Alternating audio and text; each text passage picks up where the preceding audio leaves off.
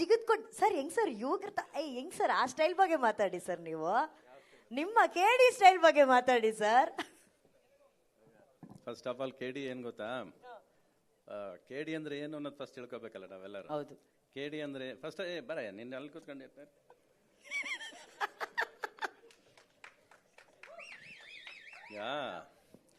ಇವನು ನೋಡಿ ಎಲ್ಲರೂ ಯಾಮಾರ್ತಾರೆ ಆಕ್ಚುಲ್ ಆಗಿ. ಈ ಮುಖ ನೋಡು ಯಾವಾಗಲೂ ನಗ್ತಾ ಇರುತ್ತೆ, ಸೌಮ್ಯವಾಗಿ ವಿನಯವಾಗಿರ್ತಾನೆ. ಆಕ್ಚುಲಾಗಿ ಇದು ನಿಜವಾದ ಫೇಸ್ ಇದ್ದು ಅಲ್ಲ ಒಂದು. ಇದು ಆಕ್ಚುಲ್ ತುಂಬಾ ಕಷ್ಟ. ಆಕ್ಚುಲ್ ಆತರ ಬದುಕೋದು ಕಷ್ಟ, ಅದ್ರ ಇರೋದು ಕೂಡ ಕಷ್ಟ. ಆದ್ರೆ ಇವನ ಒಳಗೆ ಒಬ್ಬ ಚಮತ್ಕಾರ ಇದ್ದಾನೆ,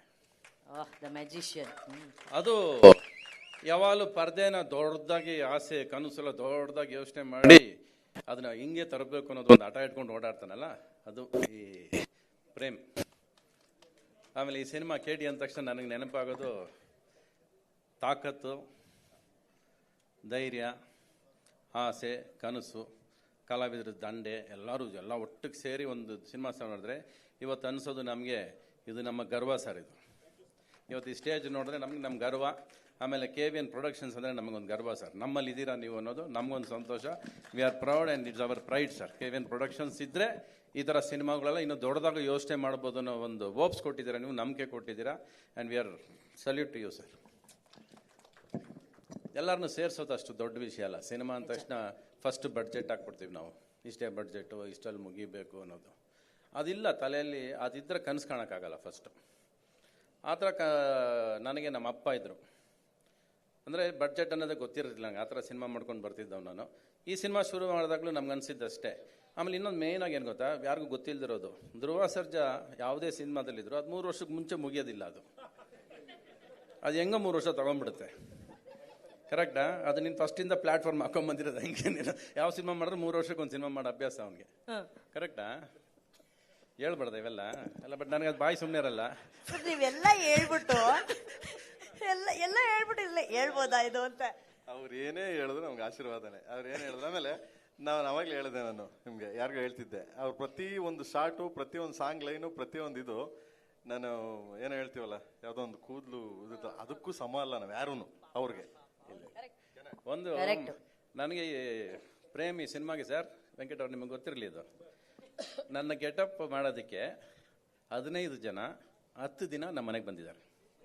ಎಸ್ ಸರಿ ಸರ್, 10 ಡೇಸ್. ಸಿನಿಮಾಲಿ ಆ್ಯಕ್ಟ್ ಮಾಡೋದು 6 ಡೇಸ್. ಬರೀ ನನ್ನ ವಿಗ್ಗಿನ ಜುಟ್ಟು ಸರಿ ಮಾಡೋಕ್ಕೆ ಇವನು ಇದು ಹಿಂಗೆ ಬರ್ಬಾರ್ದು ಸರ್, ವಿಗ್ ಚೇಂಜ್. ನೆಕ್ಸ್ಟ್ ಅದೇ ವಿಗ್ ಬರ್ತಾ ಇದೆ ನನಗೆ. 6 ದಿವಸ ಅದೇ ವಿಗ್ಗೆ ಬಂದಿರೋದು. ಒಂದು ಕೂದಲು ತೆಗ್ದಿರ್ತಾನೆ ಅವನು ಅಷ್ಟೇ. ಆ ಥರ ಸಿನಿಮಾ. ಆಮೇಲೆ ಸರ್ ಸಂಜಯ್ ದತ್ ಸರ್ ಅವ್ರು ನೋಡೋದಕ್ಕೆ ಮಾತ್ರ ಆ ಥರ ತಾಕತ್ತು ಹಂಗೆ ಕಾಣಿಸ್ತಾರೆ ಸರ್. ಆದರೆ ಅದ್ರ ಒಳಗೆ ಸುನಿಲ್ ದತ್ ಅವ್ರ ಮನಸ್ಸೇ ಯಾವಾಗಲೂ ಇರೋದು ಅವ್ರಿಗೆ. ಅದು ಯಾವಾಗಲೂ ಕಾಣಿಸುತ್ತೆ. ಅದು you can see Sunil Dutt in your art sir all the time. The way you speak to us and very soft you are, but not in your looks. And Pattaya when I first met him in Pattaya. Actually ನಂದೊಂದು shooting ಪಟಾಯಲ್ಲಿ, ಅವ್ರದ್ದು shooting. You was so grateful. ಅಂದ್ರೆ ಅವಾಗ ಏನು ಮಾಡಿದ್ರು ಅಂದರೆ, ಅವ್ರದ್ದು caravan ಇತ್ತು, ನಮ್ಮದು ಕನ್ನಡ ಪ್ರೊಡಕ್ಷನ್ ಅಲ್ಲ. ಕ್ಯಾರವನ್ ಫಾರಿನಲ್ಲಿ ಕೊಡಲ್ಲ ನಮಗೆ. ಅಲ್ಲಿ you are the one who introduced Caravan to Kannada film industry. Yes, he was the only one who used to have it. He used to sit out and he used to allow me to use it. ಅಲ್ಲ, ಬೇರೆ production ಕಳಿಸ್ಕೊಟ್ಟೆ ಅವ್ರಿಗೆ. ಆಮೇಲೆ ಅಲ್ಲಿ ಅವ್ರಿಗೆ gave the caravan to me. He didn't even know me then actually. ಅವ್ರು ಕರೆದ್ಬಿಟ್ಟು they the caravan ಅಂದ್ಬಿಟ್ಟು ಹೋದವ್ರು ಅವರು. So thank you very much sir. And आपका फर्स्ट फिल्म हीरो विधाता किया था, and I did that film your character in Kannada sir. I played that role here actually. Pitama anta naane act madida, character act madiddu. So yellow we know each other sir. We have been there together, knowingly or unknowingly we have been linked from such a long time. ಅದೊಂದು ಖುಷಿ ಕೊಡುವಂಥ ವಿಷಯ.